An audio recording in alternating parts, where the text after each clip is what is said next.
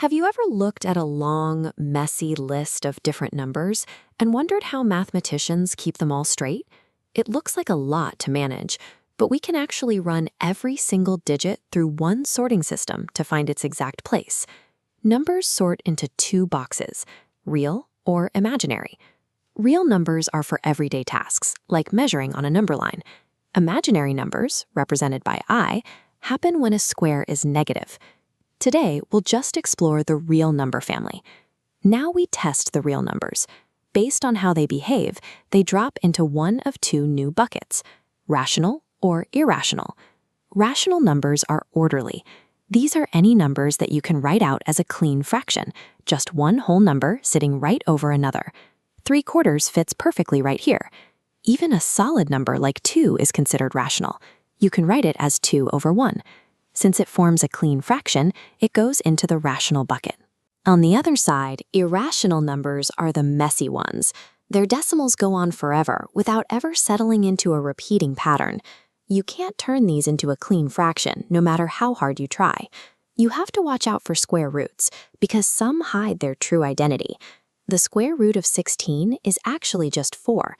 Because 4 can be written as 4/1, the scanner routes it to the rational side. But look at the square root of 15.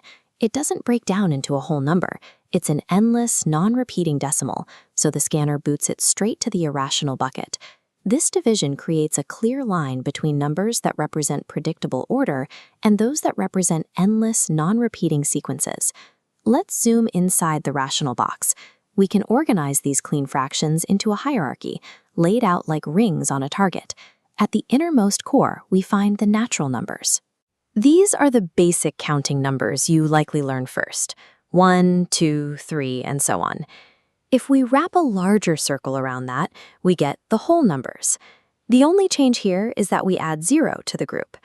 Because of how these rings wrap around each other, every natural number lives safely inside the whole numbers boundary. Finally, we wrap a third ring around the previous two to create the integers.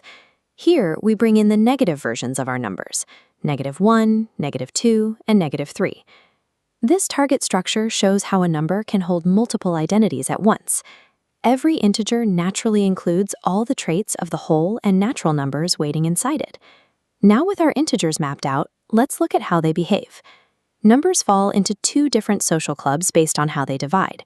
The first club is for prime numbers. 2 is a unique member here, serving as the smallest prime number in existence.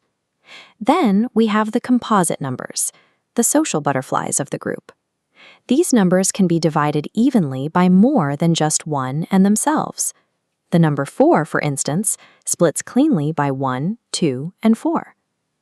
A number is either prime or composite. It can't be both. These rules of division decide which behavior a number will show.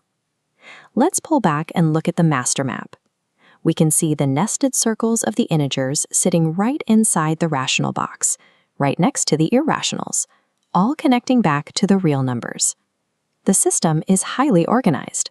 Every digit follows these predictable sorting rules to find its place in the hierarchy. Next time you see a stray digit, you can trace it back to its specific home in this family tree. Thanks for watching, everyone. Make sure to subscribe to the channel and hit that notification bell for all the latest updates.